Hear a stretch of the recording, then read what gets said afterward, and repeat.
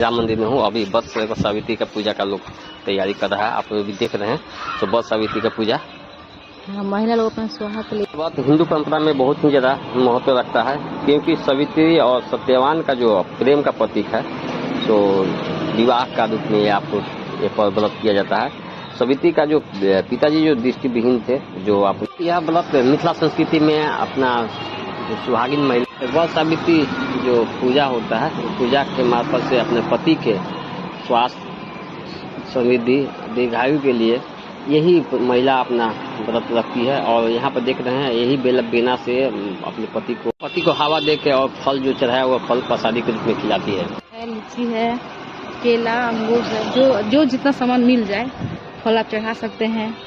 सुहा का सामान सब में पूरे सिंगार का सामान होता है वो चढ़ाइए, कपड़ा सब चढ़ाइए, बस बाकी वही सब है।